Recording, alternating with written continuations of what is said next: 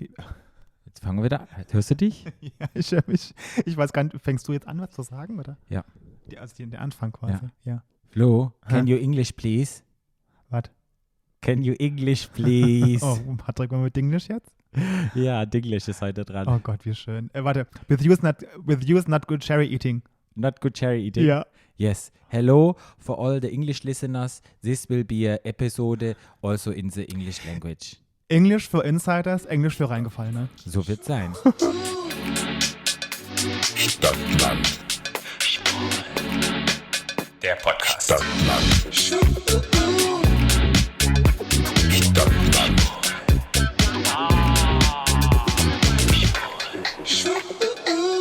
So, herzlich willkommen. Da gibt's ja, weißt du, wo von wo das kommt? Otto. Otto, großartig. Otto Walkes. Und da gibt es ja ganz viele Sprichwörter, die man so, diese quasi 1:1 ins Englische übersetzt haben, ne? Ja, Ja. richtig toll. Da gibt's richtig schöne Sachen. My lovely Mr. Singing Club. Oh, sehr gut. Mein lieber Herr Gesangsverein. But I have to quickly say hello. Will you translate what I'm saying for the people who don't speak English? Nee. Please, you have to. Ja. Hello at all the English-speaking people.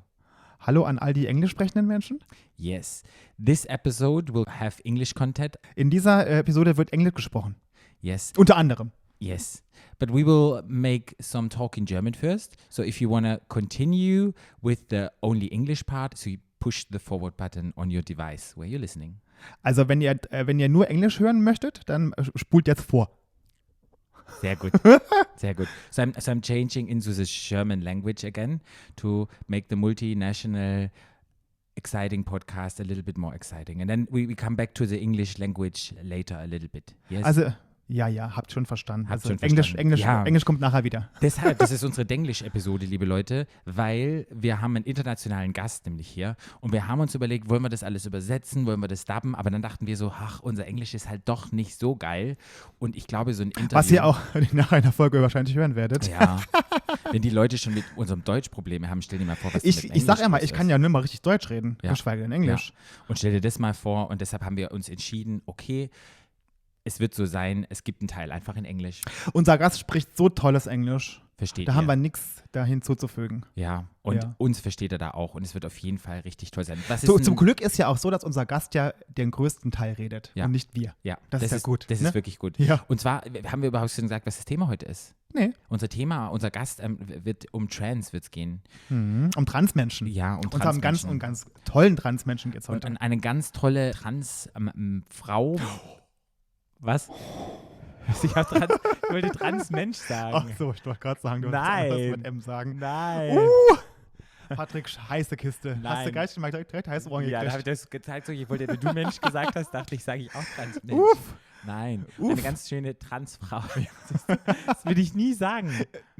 Ja, Nee, Patrick, wirklich. ich weiß. Ganz ehrlich. Aber Ja, man bewusst weiß nicht, ja nicht. aber manchmal Leute- flutscht es einem so über die Lippen. Ja, die Leute haben immer irgendeine Meinung, deshalb muss ich das wirklich sagen. Nee, eine ganz tolle Transfrau. Und das Ja. ist eine sehr gute Freundin von mir und, glaube ich, auch langsam eine Freundin von dir. Ich habe sie jetzt auch mal kennengelernt, nach all den Jahren nach auch mal den allen kennengelernt. Geschichten und das ist Geena Rocero und sie ist das erste Trans-Asian-Pacific Playmate-Model und sie wird so ein bisschen… Sie ist ja auch auf den Philippinen aufgewachsen, Ja. muss man ja auch dazu sagen, ne? Aber das hört ihr dann alles im Ja. Interview, deshalb fangen wir jetzt einfach an mal mit unserem wunderschönen Spiel. Das heißt, A bis Z. ja, und da wurde uns vorgeschlagen von dem Wundervollen Peter bei Instagram, der heißt @Fotofalke. Vorbilder. Und ich glaube, auch unsere Freundin Mia hat uns das auch schon mal vorgeschlagen. Deshalb auch Mia, falls das wirklich so ist. wir Ich sagen glaube, auch das ist Hallo ein zu dir. Gerücht. Ja, wir werden es ja sehen. Gut, dann fange ich mal an. Ja. A.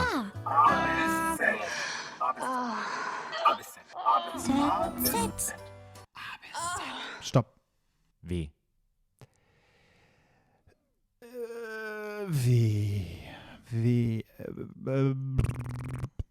Oh. Die habe ich ja erst, also das ist, muss ja immer gestehen, ich habe ja nicht ein Vorbild. Ja. Ich habe ja Ja. mehrere Hat Vorbilder. ja jeder auch. Ja, nicht. ne? Und eine habe ich vor kurzem oder vielleicht vor einem halben Jahr erst entdeckt, und zwar kennst du Wendy Williams? Ja, Diese das ist doch die Moderatorin? Ist sie nicht die Nee, Tennisspielerin? das ist Serena Williams. Ah, okay. Ich dachte, das sind Geschwister. und Ja, einer Serena heißt- und Vanessa. Okay. Ja, nee. Wendy Williams ist die Moderatorin. Erinnerst du dich dran? Die hatte damals bei Halloween, mal ein Freiheitsstatue-Kostüm an, das umgekippt in eine Live. Ah, stimmt. Das ist Wendy Williams, ja, ne? Ja. Die hat ja auch hier Naomi Smalls bei Drag Race gemacht. Genau, im Snatch Game gemacht. Ja. Und ich kannte die schon länger. Ich habe die aber nie so richtig wahrgenommen und habe die jetzt irgendwie für mich entdeckt. Und das ist wirklich, die ist unglaublich lustig. Die hat nämlich eine Vorbildfunktion. Die hat eine Daily Talkshow, Ja. wo sie quasi über Promis lästert. Oh, Aber nicht im Sinne von bösartig lästern, also schon Real Talk. Real Talk. Also die sagt's, wie es ist. Okay. Weißt du, kennst du Leute, die Sachen, die man sich manchmal so denkt, die Leute sprechen es dann aus? Ja, die Leute kennt man. Ja. In manchen Situationen kommt es aber bei mir vor. Herz auf der Zunge, sage ich da immer. Ja, und Wendy Williams ist so eine Person und die ist unglaublich lustig, weil die auch so echt ist. Ne? Die kommt aus New Jersey, die Show ist in New York und ist unglaublich lustig, sagt ja auch immer, sie hat ja auch eine Perücke an, ne? Sagt sie auch immer, okay. das ist immer sind direkt Perücken. Das ist eine Schwarze, People of Color, ne? Und die Art und Weise, und jetzt, die muss man dazu sagen, die hatte vor kurzem in ihrem eigenen Privatleben einiges liegen da schief, weil die hatte, jetzt mittlerweile Ex-Mann hatte eine Affäre mit deren Kind. Was? Ja, genau. Wie? Waren die Riesenskandal. Wie? Sein eigenes Kind? Nee. Der hatte Zugeheiratetes Kind? Nee. Der hatte eine Affäre und hatte mit der Affäre halt erst ein Kind gekriegt. Ach so, ich Ne? dachte, der hat eine Affäre mit dem eigenen Kind. Das war ja noch ein Ding. Oh mein Die Gott. haben nur einen Sohn. Ja, aber kann man auch eine Affäre haben? Ja, Also. Nee. Also der hatte eine Affäre und mit der hat er ein Kind gekriegt. Riesenskandal. Da hatte sie danach, war sie dann auch irgendwie in Pause, da ging es ja so relativ schlecht, da war es auch in der Show, so ganz komisch immer und dann war es ja nachher, hat es dazugegeben, dass sie medikamentenabhängig war, hat sie auch in der Show gesagt und dass sie in so einem Soberhaus lebt.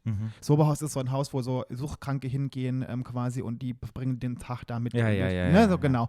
Und also sie ist wirklich real.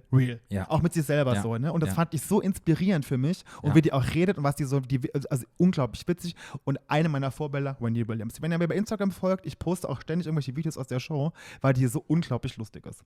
Ja, zu Wendy Williams kann ich ja nichts sagen, weil ich ja nicht mal weiß, was sie kommt. Also Vorbildfunktion kann ich nicht sagen. Googelt mal Wendy Williams. Aber da kann ich eine Schweinchenüberleitung machen und kann zu Wendy kann ich irgendetwas sagen. Zu Wendy? Ja, ich habe die Wendy-Magazin, habe ich immer als Kind gelesen. Mit den Pferden? Mit den Pferden, genau. Und fand das immer ganz, ganz toll und habe damit die Wendy gelesen. Und vielleicht gab es da auch mal eine Situation, wo ich mal für so eine Agentur gearbeitet habe und dann auch mal bei so einer Wendy-Foto-Love-Story irgendwie dann mal vorgeschlagen worden bin. Und ja, das Warst du da dabei? Das können wir dann mal.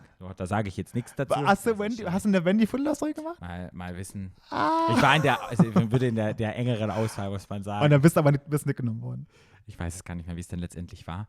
Es war, glaube ich, ich habe 800 € gekriegt und ich war noch Mark.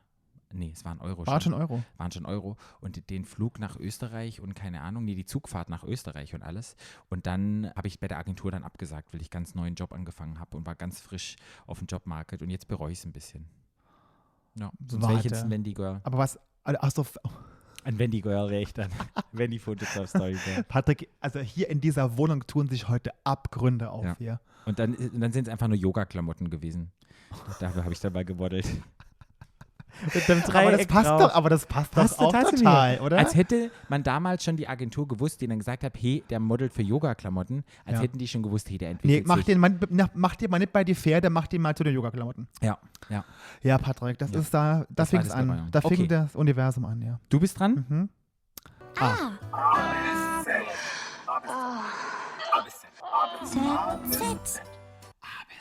Stopp. M fällt mir super mega leicht, das ist ein Vorbild für mich ist schon immer und zwar ist es meine Mama. Ja. Ach, jetzt bist du. Ich dachte, wenn die Williams kommst du mit der Mama. Ja, aber ich muss wirklich sagen, ich habe nur mal wenn ich so überlege, meine Mama hat echt eine Vorbildfunktion für mich, weil meine Mama ist eine Frau, die Familie hat 3 Kinder großgezogen, nebenher war sie noch mein Papa hat eine Firma aufgebaut und hat ihn da noch unterstützt und meine Mama ist echt eine, die bringt immer alle an den Tisch und die hat immer ein Ohr und ich muss wirklich sagen, wie die das alles geschafft hat in ihrem Leben und was die annimmt und ohne großes Murren und Zucken und irgendwie sich beschweren, nee, muss ich wirklich sagen, meine Mama ist ein riesengroßes Vorbild für mich und ich glaube, das ist bei ganz vielen so, dass die Mama ein Vorbild ist und ich habe mir da auch einige Züge angenommen, wie zum Beispiel, wenn jemand kommt, dann gucke ich immer, dass die alle versorgt sind und dass immer alles, was da ist und Kühlschrank ist immer offen bei mir und bedient euch und bei uns ist es einfach so dieses fürsorglich sein und jemand bemüttern. Also wenn da jemand zu uns nach Hause kommt, meine Mama ist echt, muss ich wirklich sagen, auch bei meinen Freunden, dass die da immer kommt und wirklich probiert, alles zu machen, dass da wirklich alles da ist, was die eventuell noch brauchen könnten. Und jetzt mittlerweile ist es dann Mandelmilch, Sojamilch und normale Milch. Es könnte ja sein, irgendjemand möchte ja eine spezielle Milch die hat haben. Angst vor dir. Nein. Dass du ausrastest, wenn du keine aber auch Mandelmilch kriegst. wenn dann auch Gäste einfach da sind. Und das ist bei mir auch ein bisschen so, dass man immer guckt, ja, das habe ich von meiner Mama gelernt. Das ist echt ein großes Vorbild für mich, wie sie das managt und wie sie das macht. Ja. Das muss ich sagen. Vorbild Mama. Ja. Bei dir? Das verstehe ich. Also ich meine, meine Mama ist ja nächstes Jahr, das ist schon 20 Jahre tot. Ja. Nächstes Jahr. Und wenn es überhaupt irgendein wirkliches Vorbild in meinem Leben gibt, dann ist das natürlich meine Mama. Ja. Ich bin quasi wie meine Mama. Ja. Also so erzogen und so wie ich, wer mich kennt und wer mich hört und so wie ist, war auch meine Mama. Vielleicht ein bisschen besseres Deutsch, ein bisschen langsamer geredet als ich. Aber alles das, was ich heute bin und werden soll und geworden bin, ist alles meine Mama schuld. Ja, das ist sehr schön. Ja, ne, weil die mich auch ja. Ja. Nee, ich fand es auch ganz schön, als du mir gezeigt hast, als ich bei dir zu Hause war im Sommer, könnt ihr folgen auf unserer Stadt.Land.Schwul Page, wo wir Ausflug in Saarland hatten, und da war ich ja auf dem Friedhof, wo deine Mama ist, und war da nochmal und hab mal so kennengelernt, wo du groß geworden bist, und das war auch alles ganz schön. Und es ist auch wirklich, so muss man ja auch wirklich sagen, die ist ja so, meine Mama ist ja, ich denke jeden Tag an die. Tatsächlich, seit schon immer, also auch seit 20 Jahren, seitdem sie schon tot ist. Und sie fehlt überall. Ja, na klar. Ja, ich glaube, das kann niemand ersetzen. Ja, und das ist, also wenn es überhaupt ein wirkliches Vorbild gibt, dann war es immer meine Mama. Ich glaube halt so ein bisschen dran, solange man Leute einen erreicht haben und man Leute mit denen spricht und es weiterlebt, ihre Gedanken, leben die Personen auch weiter. So ein bisschen ist es doch auch in den südamerikanischen, wo die Tag der Toten feiern, wo die auch sagen, solange man Geschichten erzählt und sowas, bleiben die am Leben. Und ich glaube halt wirklich, den Imprint, den die Eltern auf einen hinterlassen, da leben die einfach weiter. Ja. Ich muss aber nochmal sagen, also ich habe wirklich, ich habe so viele Vorbilder. Meine beste Freundin Katrin ist ein Vorbild für mich, meine Mama. Ja. Meine tolle Kollegin Roxana, die unsere Station immer schmeißt. Ja. Liebe Grüße an Roxana. Ja. Die Zügel in der Hand hält bei uns und den ganzen Sauhaufen da irgendwie versucht, dass alles am Leben bleibt. Und du bist ein Vorbild für mich, Patrick. Oh, wunderbar. Ja, naja. Weil ich finde, aber da muss man ja einfach mal auch mal sagen, dass mir auch wieder aufgefallen ist, als wir im Sommer da im Urlaub waren und so, dass wir so unterschiedlich wir manchmal sind, so viel gemeinsam haben wir aber auch. Ja. Und so viel kann ich von dir wirklich lernen. Ja. Ich kann auch viel von dir lernen. Das ist ja auch ein Geben und Nehmen. Deshalb sind wir auch befreundet. Das ist ja immer eine Weiterentwicklung. Ja, aber so, ganz, ganz viele Vorbilder. Ja. Ich will gar nicht wirklich immer so ein. Und Wendy Williams, großartige Frau. Ja, es gibt viele Dinge, die einen wo man dann so denkt, boah, was die machen, ist total toll. Also muss ich wirklich sagen, oder was die erreicht haben, auch wenn es um den Fight für die LGBTQI geht. Und ich muss auch wirklich sagen, Gloria Viagra, hallo? Zum Beispiel. Toll. Oder ich muss auch sagen, jetzt in der Folge, unser Gast Geena ist auch ein bisschen ein Vorbild, wie sie sich für die Trans-Community in Amerika einsetzt. Ja. Ist der Wahnsinn. Und das war unser Spiel. Aber man muss mal auch nochmal sagen, mit einer Leichtigkeit. Ja. Das habe ich so wahrgenommen, als ich sie kennengelernt habe. Sie hat sowas Leichtes. Vielleicht mag es das sein, dass weil sie aus den Tropen kommt. Und aber das ist eine Leichtigkeit, bringt die Frau mit, großartig. Man mag es sehr. Ein zartes Pflänzchen, eine Leichtigkeit. Toll. Also trotzdem stark, aber trotzdem auch zart. Ja. Und nun fangen wir wieder an. Hello at all the English listeners. Muss ich immer noch dolmetschen? Yes. No, you don't need to dolmetschen. We are back into English, and now everyone who can't understand any English, maybe you should switch off. People who understand English, switch on, or you use this as a learning English teaching moment, because we are the Bundesregierung auf Krag podcast from the Germany, Europe. And so stay tuned. Oh mein Gott. Es geht los. Viel Spaß mit Geena, Leute. Ja, mit uns. So, hello and welcome, Geena Rocero. Hi. Nice to have you here. You're an entrepreneur, a model, you're a producer, and you're most important, like a trans activist and trans advocate. Hello, welcome of being here. Thank you so much for having me. I'm so excited to be here. Yeah, is it your first podcast you're doing? It's the first podcast in Germany. Wow. So we're the first one. International. I feel so international. Well, we're also international. We're like, no, we're not. Multicultural. Yeah, and we're really excited to be here because you're the first trans Asian Playmate of Playboy in August. Wow. Congratulations. Thanks, darling. You're rewriting history. I'm so excited to be rewriting history. It's such an honor. Yeah, it is definitely an honor, and I'm really excited that you're in the Playboy. Wow. Well, I can see that. I have to say, I can see that. When I see you, I was like, I was like, She's hot. She's hot. She's a model. She has to be. She belongs there. You're so sweet. No, it's very exciting. So, we're here to talk a little bit about your journey and your way, where you started, and where you are right now in your life. And I know that it started because I know you as a friend, and I know it started in the Philippines. So tell us like your way ending up in New York, in the US. Well, really, it's been quite a long journey. So I was, born and raised in the Philippines, in a very completely different culture, right? I mean, it's a place where it's a very strict Catholic background. Yes. And, we grew up in like going to church 3 times a week, right? And you come up in that culture, and you have, at such a young age, you have this very different, even at such a young age, you felt like there's something different about me. And within that background, and growing up in the Philippines, I felt like, okay, how am I going to do this? But I guess your truths just really have to speak for itself, that I was so insisting to my mom that I'm a girl at such a young age, telling her, Yes. even though my surroundings kept on telling me, no, you should be, the way you grew up. But I think the thing that really made it so, I guess, powerful for me to express that, like I was growing up in the Philippines, and I would walk around our house, and I would always wear a t-shirt on my head, Yes. or like a blanket, just As some gorgeous hair. Or? Like we all did when we were younger. Exactly. Yes, right? And it just felt like super femme. Yeah. And, the towel sort of became I felt really comfortable here. I really felt like this is who I am. Yeah. So I guess it just got to the point I would always wear that almost every day. And my mom just asked me, so why do you always do that? I said, Mom, do you see this towel on my hair? I'm a girl. This is my hair. Wow. Yeah. Yeah. And then I did that at 5 years old. And Okay. yeah.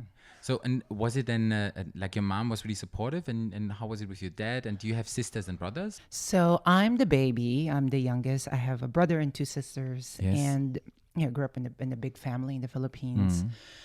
Mm. I mean, I wouldn't say like fully supportive right away, because it was a very different culture. There's no word as trans in the Philippines. We have this word called bakla, which is a very sort of, I guess, when somebody used that word bakla, it could mean like you could be an effeminate gay man. It could be like, gender fluid. It's an indigenous word. So there was no understanding of trans. But the thing that helped me to explain to my mom and my parents and my sisters, because in the Philippines, we have this culture of transgender beauty pageants on national television. Wow. So so for a minute, you think about it, in the most traditional Catholic culture, we have a beauty pageant on national TV. Well, that's so good. I love that. Yeah, it's a contradiction in a way. So I remember watching one of these pageants on TV, and I kept telling my mom, I want to be like them. The fact that I could point out to them that like, Mom, I want to be as glamorous as them. I want to be just like them. Like that vision that she could see who I could be. It made it clear for her. Obviously there's no information of how to do that. I just felt like I want to be like them. There's like a big, like I've been to the Philippines, and I was called bakla as well. So Yeah. as you did, but it was fine. Kann ich gar nicht verstehen, Patrick. No, and it was totally fine. But what I always found, there were lots of kids which were like girls, like dressed as girls and dresses, and they were at a young age, because I remember like we've been in a village in El Nido, up in El Nido, and there were lots of boys like dressed as girls, and there was no problem between the other kids or something. That was my experience. But now that's, I don't know, now at the time, I think it's much more different at the time when you've been there. Yeah, I mean the culture is still there, right? Yeah. I mean, like we have this culture because we were colonized by Spain. We have a culture of fiesta celebration, right? Yeah. Like, let's say, for example, in Frederickstein, there's a birthday of Saint Frederickstein, for example, Yes, right? yes. So that happens for a week in a year, and throughout the whole week, there would be celebrations. There's dance contests, there's singing contests, and usually towards the end of that big celebration, there's a transgender beauty pageant, which is like the main program, which is like the whole family watches the pageant. So it's like a big family affair, and it happens all over, from the city to like the little villages in the mountains, up until like to the national television. Like you could go to you could go to on Sunday, go to church at 12 p.m. and at 1 p.m. you could see a trans beauty pageant on national television with the whole family. Wow, that's amazing. Yeah. And so you have been 5 years old. You told your mom, or you saw on the TV this beauty pageant, and you were like, yes, that's where I want to be. So how was then the journey from there till maybe you first entering? You ever entered a beauty pageant? Yeah. How was the journey like from there? Was your mom then, you didn't have to wear a towel anymore? You probably grew your hair, or how was the way towards that? Well, I think when I started school, that's when it really all of a sudden the rules were all being implemented. Like, no, you can only have really short hair, and I wanted to, always steal my sister's uniform, and I've tried that a couple of times, and I would always end up at like the guidance counselor office. It's like, you can't wear that. You can't wear that, girly shoes. Yeah. I was always being policed. But because I was just like so, I guess, stubborn. Like, this is really how I felt. Like, if you don't allow me to go to school with like a more feminine outfit, I just won't go to school. Yeah. And at some point, there was a compromise. Okay, you could wear that doll shoes and like a shoulder bag, but you have to wear like pants. But then also, maybe I could like tailor my shirt into a more feminine fitted shirt. So that was a compromise, and they allowed me to wear my butterfly barrettes on my hair. So I was very adamant in expressing myself. So even though the teachers kept on telling me like, no, be a boy, dress as a boy, I just felt like this is who I am. So Yeah. So how was it then when religion, like the Catholic Church is so big, like expressing yourself at that young age? Was there like someone approaching from like the church and your family and saying like, hey, that's not wrong? Like, is it contradicting each other? Or? Yeah, I mean, like I always hear, because I mean, again, it's a very conservative Catholic country, right? I mean, there's still no divorce in the Philippines. Wow. The only country in the world where you can't get divorced. That's how Catholic strict it is, right? So not necessarily from coming from the priest or from the church, but because it's such an intense culture that's very it's a very strict Catholic culture. I would hear it from our neighbors, if they would see me so expressing of my femininity, they would always say, God made you a boy. They would always tell me like the Bible verses and everything. God made you a boy, be a boy. It's like, no, I'm a girl. I'd always like respond back and just almost fight back that like, this is who I am. I think everyone knows the feeling, like especially me when I was like gay and I knew that I was a gay person, that you're like feeling, oh, you're different and you have to prove like yourself, and that there's something not like which fits in the binary system of the world. So I think lots of people can like connect with that. Yeah, absolutely. But then it's even harder like to say, hey, I'm actually like a girl. And if this is like coming back to your everyday and like your neighbor and like all the people around you, like obviously you're a boy. Yeah. It's like, no, but I feel I am a girl, so that makes it even harder to like because you're fighting for something you already know, and you're the only person who knows that. And so I know in my heart, like it's almost like I know in my heart I'm right, Yeah. but the world and the information that the world was given was very limited. Like I know there was nothing wrong with me. Yeah.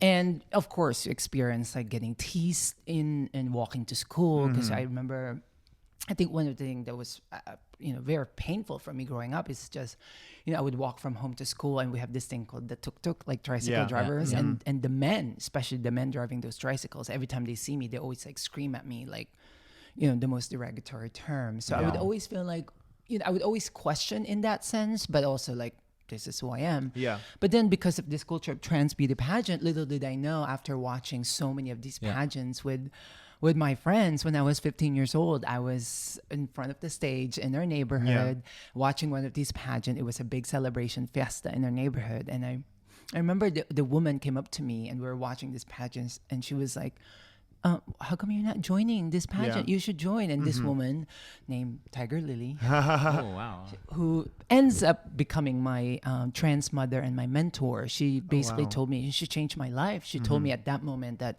why don't you join this pageant? I think you look great. And I think at such a young age, being told that you should join a pageant where, it's almost a rite of passage growing up in the Philippines for young trans girls to join pageants at that time. Yeah. Still is, but it's obviously a little bit different now.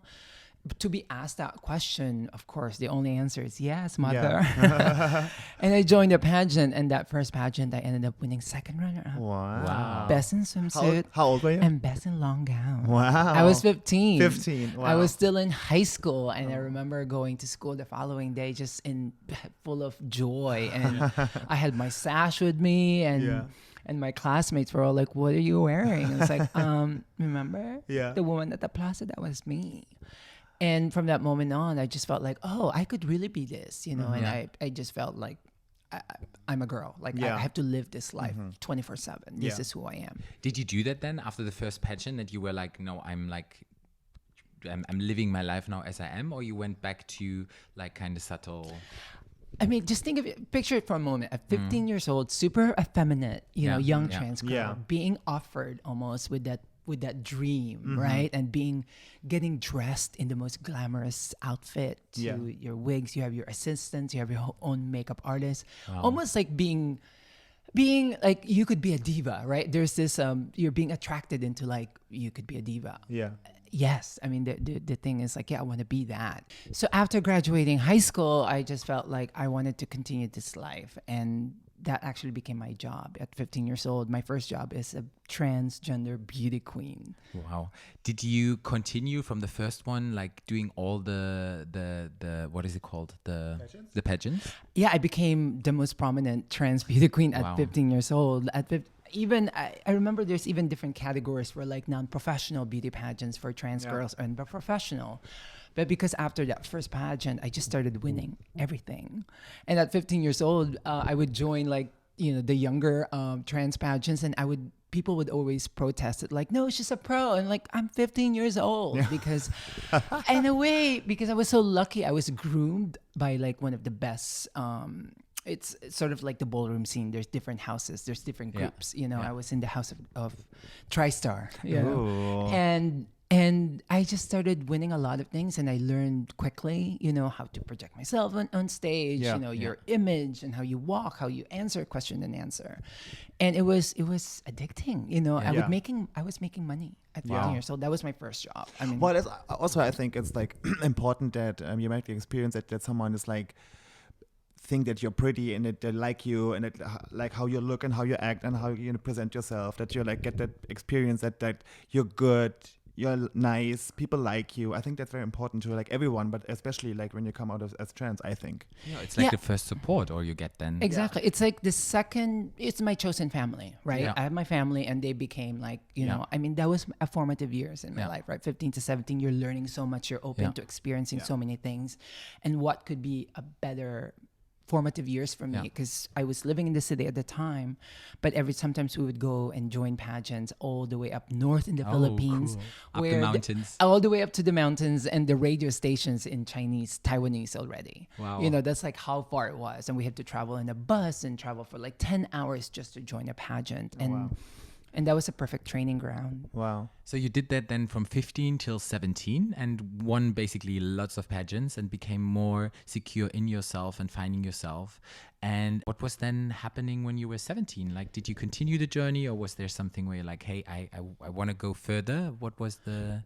Yeah, I mean, at 17... you know, usually the trajectory of like a young trans girl joining pageants after you've done a couple of years, usually they end up going to Japan and they would work as an entertainer in a club. And in a way, you would continue that life, that glamorous life, joining pageant, but you're in a club, you make more money. Yeah.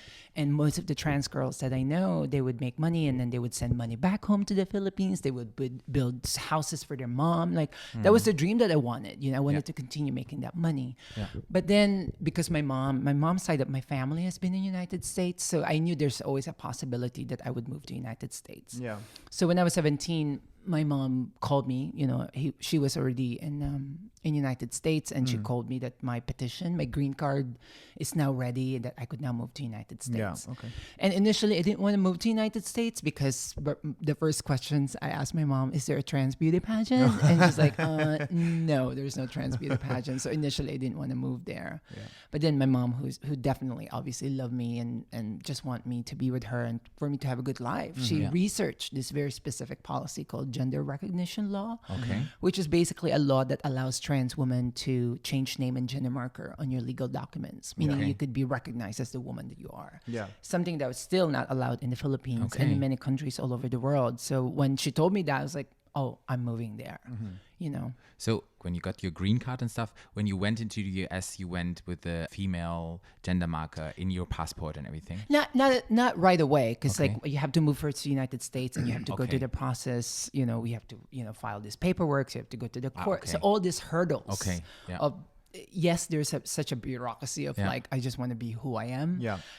But you have to go through this process of like legal court Yeah, of filing course, and all yeah. that stuff. And I did that, and I think once I've done that, I just even more felt secure, you know, Yeah. because I'm recognized as the woman that you are. I mean, like even just the fact that like I'm showing my ID to, I don't know, get a drink or anywhere. Like every Yeah, time you show of your course. ID and then you Yeah. present as a woman Yes. and then your ID, it's always an opportunity of confusion for people or the people that are obviously not as accepting. It's an opportunity for them Yeah. to do something Yeah. bad to you. So. Did you change? You changed your name, right? Yeah. Like who picked that name? Like was that you, or like did you always Long already s- gave you?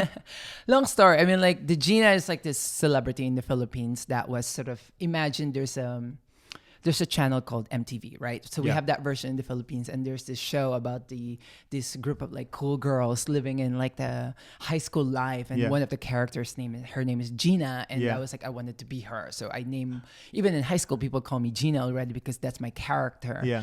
But then when I was actually filing my name, my mom said like, don't just spell as Gina, make it different, put two E's, Yeah. like Geena Davis. I was like, oh, cool, great. Yeah. And that's what I did. So I even obviously did it with my mom. Nice. Yeah. Yeah. So basically, when you came to the US, you lived with your mom. Where did you move? Like East Coast or West Coast? Or Yeah, so I first moved to San Francisco. San Francisco. Yeah, Oh, yeah, that's nice. which is also, I mean, a very accepting place in a Yeah, way. yeah. You know, I mean, to be in that place. Mm-hmm. But also, I was 17. You know, I spoke English, but not really like. Yeah. It's a very formal English education that we Yeah. learned. Like I didn't know slang, like young English, Yeah. So I struggled a lot, in a very different culture. Like I didn't have a trans, family right away in San Yeah. Francisco. So that presented the challenges. But in a way, obviously to be with my family was a gift. The thing I know about San Francisco is quite open. You have been there. I haven't been there. Like My with, ex- with drag queens, Yeah. trans. My it's like, ex is from there. Yeah. I mean, it's a very historic place, right? Yeah. I Yeah, mean, it like is. Lots so of much of the things happen. revolution. I have to say, I was a little bit overwhelmed. I was like, it was a little bit too gay to me because he lived in a Castro, and the Castro was like, Yeah. all the gay, that. And I was there. I was like, I don't know if I need like a gay butchery, a gay bakery, a gay cinema. Because like I don't. They're giving it to y'all. It's very gay. So, with like guys walking naked in the streets. So it's like. It was a lot to me, but I mean, I like it. I like it, like how open it is, and like Yeah. Yeah. So I have to say that was really a perfect place for me. Yeah. There's also a lot of Filipinos yeah. in San Francisco specifically. There's a city right outside San Francisco called Daly City, which is like Little Manila. Like literally amazing. everything in Manila was there. So it felt closer to home. But then when I started, having different friends, I felt like still an outsider because I still couldn't understand like, Yeah. some proper English or the slang English. And I remember, meeting my gay best friend who was like, girl, you need to know proper English, like let's listen to Destiny's Child, so all the like the young English Yeah. because I was so formal, in the way I spoke. So And what happened next then? So you come to the US, you get your new passport, your new name, like basically your whole life kind of starts, or was it? How did it feel for you? Like yeah, it was really refreshing. And obviously mom also coming from a very traditional background, and again, nothing wrong with it. Mom wants you to be a nurse or an accountant. Yeah. And that was in a way expected to a lot of obviously Filipinos in that very traditional family. I just know that was not for me. I think the bigger dream, sort of like how do I continue that life that I was living in the Philippines? So the bigger dream is like I wanted to try modeling because I've always dreamed Okay. of wanting to be a model. Yeah. So I tried a little bit in San Francisco with like different agencies, but I was just like, I was given an advice that like, if you really want to do this, you have to move to New York City because Yeah. that's the place to do this and really Yeah. to give it a shot. So I decided in 2005 that like I have to do it all the way. Okay. I moved to New York City in 2005. And how old were you? I just turned 21. Oh, wow. So imagine 21 years old, just moved to New York City. Yeah. Trouble is happening. So it was like 4 years in San Francisco. Acclimatize? No. Yeah, I mean, Yeah, you and get then- familiarized with, Yeah. with the culture. Yeah. So, I mean, 21, Wow. I wanted to give it a shot in New York City. Obviously, in a big place like New York City, even presented a much difficult challenge. You know, Yes. I barely know anybody. Yeah. I know a friend of a friend Yeah. that told me that, like, moved to New York City, meet this friend, and, all the stories of, like, moving to New York City. Yeah. I remember finding an apartment at Craigslist with, like, just my bed and a side table, like Yeah. a roommate, like, all the way in, like, a very far place, and it's also a very, very different city. But Yeah. I had a dream. I had a big dream that I really wanted to be a model. But also, this is 2005, completely different time. At the time, obviously, there was not an out trans fashion model Yeah. at the time. So I made the decision to, if I'm going to model, I won't tell my model agent that I'm trans. Okay. Oh, yeah. And because I've learned a little bit of the history at that point, that, like, a lot of the trans girls that were modeling, when they got outed by the press, their careers disappeared. So in a way, they were my inspiration, but also I was afraid of what happened to them might happen to me. Yeah. So I mean, like, I started modeling right away. So you got an agency? Like I got right an away? agency. Wow. I got with Next Models, and obviously they were amazing. And I worked with different agencies, but Next Models was like the one that really like represented me, a very established, one of the bigger agencies. And I started working, and I was working, and I remember even at the time I was working at like some hostessing job, but I just kept on working. That I felt like, you know what, I could now really fully commit and like leave my hostessing job and just model full time. Yeah. And I really take a risk. You have to go all the way. I mean, I've been working. I mean, I work with many different like cosmetics company. I mean, I think just the journey itself, because I was modeling. Yes, I was working as a model. Yeah. Even at a point like working with so many different brands that like I felt like my childhood friends would know. So in a way, yes, I was modeling, I was working, but I was also living this double life. Yeah. I was so afraid that, if I do a big job or like a global campaign, someone might say something. Yeah. I even remember going to my agency and they told me like, yeah, this campaign is going to the Philippines. They're going to have a billboard on top of like this place called the place where I grew up. And I was like, oh crap, what am I going to do? So I actually said no to the job, because I just had this thought process that like the bigger the job that I do, the bigger the paranoia that somebody might find out. So I guess for many years, I've had enough, like it does something to your psyche that like you're always hiding, but you want to be out there. Yeah. I mean, you're living in a very public life as a fashion model, you know, doing cosmetics campaign, you're out in public. So I always would just go home and thinking that like, oh, tomorrow there's going to be a news tabloid about me that like Geena's trans and my career would disappear. Okay. You had like a TED talk. That was the point where you said like, hey, like I won't get outed from other people. When you made the decision, I'm outing myself as a trans woman. So how did that happen? So you modeled for how many years in New York? So this is 7 years at that point. And I think a year before 2014, I was going through the process of like, do I come out? Am I ready to come out? What's going to happen to my career if I come out? So there was a lot of back and forth of like what I wanted to do. And it got to me. I even had eczema all over my body because like the stress of wanting, literally the stress was coming out of my body. And I guess also at the point it got to the point that I was ready to tell my story. I think after I made the decision, nothing could stop me. Can I ask how old you have been exactly? I was 30 years old when I decided that. When you said that. Yeah. Okay. Because like with me, it's always happening in 7. Like every 7 years you have like a major change.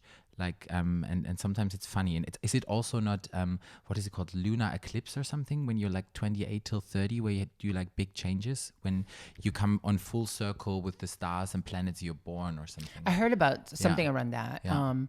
For me, it was my eczema. The eczema was like all over my body. Yeah. It was, I mean, at some point, my dermatologist thought I had scabies. Ooh. Because it was so much in my body and the stress. And I had a breakdown at my dermatologist office. Okay. Like, I need to listen to this eczema. Yeah. So I just felt, okay, if I'm going to take this risk, I have to just go big or go home. So I told myself, what's the most powerful platform there about telling your story? I mean, TED Talk is the most powerful platform to tell the story. And I know a friend who had spoken at TED. I reached out an email and say, oh, I'll introduce you to them. And next thing I know, I was being interviewed by TED that like, this is the first time we're going to be talking about this on the main big TED Talk that happens once a year. Yeah. And they said, this is a story that we're ready to talk about. What a perfect timing. So, and I've never given a public speech before. So it's just, we're going to give you a speech coach. And it was a journey. And then I just felt like when I did that, I was freeing myself. I didn't really know what was going to happen after the TED Talk. So you come on the TED Talk, you like, how many people are in the room? How can, like, I know the TED Talks, you can definitely find this episode on TED Talk when you Google TED Talk Geena Rocero, if people are interested in it, to see it. And like, how many people are in the room? Like, you can't. So at the time, I mean, there's 2,000 people in the room, like speaking in front of the, like, you know, presidents of countries to like founders of Google, like some of the biggest powerful people, and to bare your soul for the first time ever in public, speaking about something that's so truthful to you was, I thought at the time, definitely a big risk, but like the risk that I was willing to take because I just want to free myself. Yeah. And after that TED Talk, a week later, they wanted to post that talk right away because the response has been great, and it just changed my life, and it went viral. Yeah. And it's I think at the time, obviously 2014, this is the time when the beginning of like the bigger transgender conversation in pop culture, like Laverne Cox, Time Magazine, Orange is the New Black, Transparent Amazon. So there's a lot of things happening in pop culture, and to add this TED Talk, which is, you know, again, it's such a blue chip in a way conference, you know, for powerful people, and to be there and to have that story being told for the first time was powerful and became viral. And I was invited in so many different places right away. Wow. And how did that change your life? It changed my life in so many. First, personally, I just felt free to just, okay, I've let go of that shame that I felt for so long that I couldn't talk about. But also, it was an opportunity because all of a sudden it started becoming so viral that like I didn't want it to just end on a TED Talk. So I wanted to launch an advocacy. I wanted to continue the conversation about transgender rights because of my background in the Philippines. So I started working with the UN, President Obama's State Department, about like the things that I'm passionate about. You know, I think the power of that TED Talk was being invited into some of these powerful entities in the world. So I told them what I wanted to do, and which is to advocate for trans rights. So all of a sudden I was traveling around the world, all over the world, Colombia to the Pacific Islands, to all over Southeast Asia, to Hong Kong, to Tokyo, all those places, right? Yeah. And to be speaking about my experience in the global platform was pretty powerful. Yeah. But I think after a year or something of doing that, I just felt like I would always find myself in a room where I'm the only trans person in the room, and I just felt like it's such a burden for me to be expected to represent the whole trans community. I certainly can't do that. Yeah. I just felt like I think what's missing is for them to really understand the story. Yeah. So I just said, why don't I start a production company? Oh, wow. A quick question. You were always scared with the model agency. Did the model agency drop you, or what happened? This is a great story. That's like what I would like to know, and our listeners, I think, too. Yeah. So I remember, because I was so excited to just do the TED Talk, a week before my TED Talk, I forgot that like I didn't tell my model agent that I'm doing a TED Talk coming out. So I was like, what do I do? I thought of like sending flowers, to like writing a poem and all that. So you know what? Whatever. I'm just gonna pick up the call and say, Ron, I'm giving a TED Talk. I'm coming out. And my agent was like, oh, coming out as a lesbian? Great. I'm so happy for you. And I said, no, I'm coming out as a transgender woman. It was like the longest 3 seconds of my life. Oh my God. But I was so thankful, like the first word that he said, like, I'm proud of you. I honor you. You've been such a great business partner and model for us. We want to support you. Yeah. Wow. And that was the best response that one could ask for. And and I continued modeling. Wow. I just saw like you also on the radar because I watched the story with Caitlyn Jenner that was also in the news, and I saw you have been reaching out to her, or she was reaching out to you as well, because I think when she got her reassignment for name, or she got her driver's license or something, or passport, I saw you then in the crowd and she said, "Oh, there's Geena." Yeah, I mean, like, obviously that moment with Caitlyn Jenner was huge all over the world. Obviously, whether it's the intergenerational understanding of like the culture of, you know, the Olympics to like obviously the Kardashians and the power of that, it changed the whole understanding of it. But she's new to transitioning, so she was reaching out to a lot of people. I was the first out trans woman that she knows that's trans that she met, and we had a talk and like just shared my experience and actually one of my first productions, she was like, I want to be part of it anyway. I could be part of it. So we did this project with MTV and Logo, and she wanted to sort of like go in to the room and talk to young trans. We did the project with trans youth, and she showed up, which is so great. What is the show called? Oh, The show, the first project that we did, it was like a web series that turned into like a TV special called Beautiful As I Want to Be, which is literally asking transgender youth, like, how do you define that? Which is basically a process of just like, what is your dream? And we'll find a mentor for you to guide you to that dream. And let's film that process. So that's what we did. It was like a 4-episode series. That's cute. And have you watched her show? Like what was it called? I Am Kate? Yeah, I was also in her show, just like a lot of people was also invited. Yeah, but because I watched it also. And I have to say, I liked it, but lots of people was talking shit about it. But I liked it. I watched it, and because I don't know any. I mean, I know now, and I know other trans persons, but like at the time, I didn't know any trans person. So to me, it was very nice and interesting to see, and also like see the struggle what they have and like what they're going through, and like see their journey. Of course, it's a different journey for Caitlyn Jenner because she's in the Kardashian family. She has all the money to get the surgery, all the money, but like. Because also like there were lots of like kids involved and showed trans kids and like what they are struggling with. I thought it's very interesting, and I thought that was, to me personally, was really good to see like what's going on with trans people. Yeah, I mean that show obviously gave such a platform, being on a big network that's shown in 100-something countries. I mean that you could just imagine how life-changing that is for so many people outside United States. So that did really well in exposing, you know, parts of the trans community. Certainly one could say that like it's a very particular experience, but you have to just at that moment, like the media conversation was so big that like you take the conversation and you go deeper into it, you know. So that was I think really that's powerful. what you did, like because I knew you at that point, and I was also looking into your stuff, and I think it's nice that people, if they Google now or Bing or whatever website they use, we don't want to make advertisement, so work it back, that there is like actually like people like you who went a different route, like and giving another, I felt like another side of the story, because the media and the press was like also over it, so it made it, I don't know, like I was really happy that there was more, how can you say it in English, more representation. Sides. More representation. I think it's definitely needed. As I said, it's a very particular experience, and that's her experience. Obviously she brought in so many people as well, which is incredible. For me, I was just like the question of how do I combine me as an artist, you know, and in telling stories, because obviously the power in telling stories was like, you can't argue someone's experience, right? So you want to just share as many people's experience. You can't debate someone's lived experience. So what better way for me, because I was given also that access working with the Viacoms of the world, like MTV, VH1, Logo, to be all of a sudden, you know, me telling them I want to be like Tara Banks, you know, from modeling to producing, and telling them like the product, producing projects that I want to do. Like I've never experience how to produce, but I just told them this is the kind of story that I wanted to do, and they responded really well. I mean, some of the projects that we did, we won so many different awards. So I think the response was great, so they just allowed me to create. So, and I think that's really my calling, is to really tell stories and produce stories in so many different formats. Do you still model?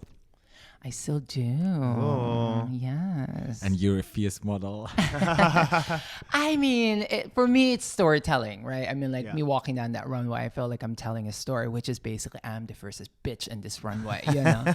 and I just want to do that, you know, and give me the clothes, I will work it. And it's still going to be part of me, and just feel like I love doing that.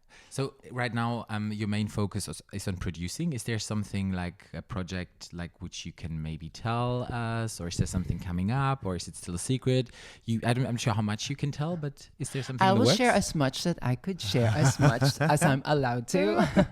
Well, I'm interested because of my experience. I'm from the Philippines, in a completely different world from, growing up in the Philippines. So I always, there's a travel story. There is something about a competition. I mean, there's many different projects that I'm pitching with like the big networks. So wow, Nice. amazing. And now from all this production, how did it happen with being on the Playboy? Like, this is like amazing. Like, you're actually doing history. Like, when you told me, I was just like, wow, this is like Patrick changing was the like, world. oh my God, Geena's on the Playboy. I was like, oh my God, she was telling everyone. It was like, everyone's like, well, great, Nick, yeah. you're so Well, I sweet. can't wait to see it though. I get to show you a little bit in a little bit. I'll give you a little preview. So I received a DM on Instagram. Wow, that's how it works nowadays. Yeah. And I couldn't believe it, because I just felt, obviously the first thing I checked is an account with a blue mark. Yeah. Is this really It's real? like, yeah. And it sounded real, but even the fact that like I received an email saying like we want you to be being offered as a Playmate right away, and because they followed my work and they've seen my work on Instagram, and I guess it goes to tell you that like you'll never know who's watching you online. Yeah, that's And yeah, and then we had a meeting, we had a call, and it was confirmed right away. So that was, I still just in awe of to be part of such an iconic brand. Yeah. But even more so, I was growing up in the Philippines in 1991. I remember seeing the cover of a magazine, this famous trans model named Carolyn Cosi. Her stage name was Tula. Yeah. She's an English model, and she was in a Bond movie. She had a walk-in role, and somebody outed her in the early 1980s, and her career disappeared. She was a big model. But then Hugh Hefner gave her a chance in 1991, being on the cover of Playboy as a comeback story. And I remember looking at that magazine, telling my trans mother that I want to be like her. And to now, what a full circle to be part of that family and to be now in communication with her. Yeah. It's just mind-boggling. Yeah. Like, I couldn't believe that this is really happening to me. And also, obviously, for a minute, I was just like, I've never posed completely nude in a big mainstream magazine. Yeah. I've done art projects with different artist friends. Yeah. But to really flaunt yourself and to be celebrated, full of confidence and desire was something new for me in such a mainstream magazine. So I really wanted to make sure that, I'm with the right team. I really feel confident. So I honestly, just, it's the best team that I work with. Never felt like so secure and so just loved and celebrated and appreciated by the family. And I really say it as a family because they're amazing. And, how the way they've treated me and even to learn about the history of Playboy and their activism and the LGBT community in reproductive rights in the 1960s. They've started really such a progressive magazine, and to now be part of this, I guess, emergence legacy of Playboy and the sort of like the new sort of image and the strategy was just iconic. And girl, I'm 80 years old. I get to tell I'm a Playboy Playmate girl. So Who was the photographer from the picture? it was a husband and wife team, a French husband and wife team, French and American, named Wisa. Oh yeah, nice. And we shot in Costa Rica. Ooh. We shot in the Caribbean side in the jungle of Costa Rica. It Wow. was so beautiful. And you're completely naked. Yes. Oh wow. Well, I can't wait to see it though. Yeah. Yeah, I can't wait to get my magazine. Sadly, for all the Germans listeners, they can find it online. You can buy it online, but I am the German print Playboy. It's not in the August issue of the German one. But there are talks. I heard a little birdie told me that there might be something happening in Germany too, because they are also kind of... They're great birds. Yeah, they're great birds. So one question, like, why is it still like important to fight like for the right, because it gets more and more into the pop culture and everything. So I mean, the reality, whether in any cultural moment, a big progress, there's always a backlash, right? I mean, and really, because as someone that works in a global context, whether, working with United Nations, and you see the backlash from different countries, different like conservative countries that are really making the effort to roll back the rights. even I speak from a very global point of view. I mean, I come from the Philippines. Even in the Philippines, there's no rights for trans women. I always like to say that like being trans in the Philippines is culturally visible, but not politically recognized. Yeah. But then when I moved to the US, it was the other way around. There was no cultural visibility, but there was some degree of political recognition, meaning you have rights. You could change your name and gender marker, specifically in California. So it's still in many places. I mean, you know, I certainly recognize the degree of privilege that I have, passing privilege to obviously the journey that I've gone in, spaces that I've entered, right? And always making sure that in most places where I entered, like I'm the only trans person, it's not really a compliment for me.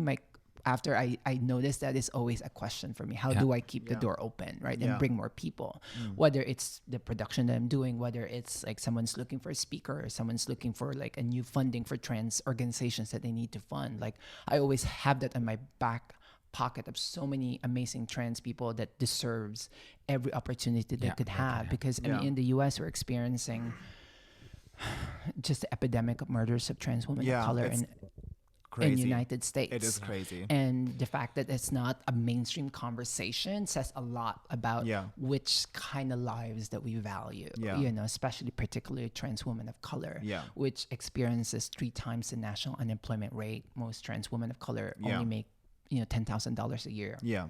So yes, there's still a lot of work that needs to be done. Yeah, that's actually so true. Well, but it's important that there are like people like you who are like coming out at some point, showing the people, okay, you can be trans, you get the jobs if you want. So it's like it's to have like a role model like you to like show the people, okay, it can be also good and like there's nothing wrong with it, and it's like, you know.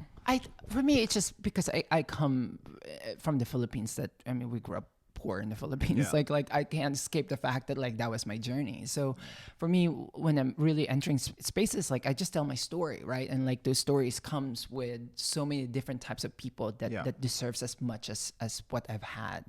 So I'm very aware of that. Wow. The thing is, we always have like a segment in our podcast, and it's basically called Jung, unschuldig and schwul. And it's basically like when you could turn time back and you look at yourself or younger people, what to tell them what you didn't know at that point. Is there something you would like a good advice? Good advice, or like what you would tell yourself, or something like for people who are struggling, because we're different, or we are not different. But we just don't fit in this binary system. Jung, unschuldig, I'm very particularly interested in history of the Philippines, because actually Philippines is a country that was colonized by Spain, by America for 500 years, right? But actually before colonization, Philippines have long understanding of gender fluidity. In our main Tagalog language in the Philippines, we don't actually have he or she on our language. Wow. So I think when I tell young trans girls about some advice or their history, I always just tell them that like you have always been part of history. Okay. That there's people like you even at the beginning of time. So know that you're part of a long history, that know that it's a journey. Also, just from a practical sense, take your time, like don't rush it. Because I remember when I was 15 years old, I was so anxious to just like get it done in whatever way. Yeah. So, and also obviously support yourself. I mean, surround yourself with people that support you and love you, right? And sometimes it just takes that one person. Like I had one person that truly, fully believed in me 1,000%. Wow. My trans mother, Tiger Lily, right? Who like showed me the way, who gave me love. So find that, Okay, that's really good advice. And your chosen family, that's what we always talk about. That's the main big thing. You can choose your family and choose the people you surround yourself, and you should never forget that, actually. And that's really important. Even in chosen families, there's dramas, but like the fact that you could go in that journey, that you could make that choice is great. Oh, thank you so much for being on our podcast, like our first English speaking. Thank you. That's amazing. I love being the first. Yeah. And we're really lucky to spend some more time with you, because I'm very looking forward to it. Yeah. Yes. So thank you again, and and we'll give you a little little preview of Playboy once we get Yes. off this Oh, podcast. yes. Ooh. I want actually the magazine. Well, I want It's the in my magazine. luggage. I want the magazine too, but I also want to see it now. Yeah, we want to see it now. So, wir sprechen mal wieder ein bisschen Deutsch. Sprechen Deutsch, genau. Dann war's das eigentlich für heute schon. Ach, one more thing. If people wanna follow you or find you, like where can they do that? Like Yeah, it's my name, Geena, with 2 E's, Rocero, yeah. on And then all social media. on all social medias. Das war's für heute. Dann sagen wir, uns kann man ja auch noch folgen bei @Stadt.Land.Schwul, @FKFBLN. @Paarout und dann freut euch, wir hören uns dann nämlich in 2 Wochen wieder. Ja. Und wir sagen ciao. Tschüsschen. Thank you. Bye bye.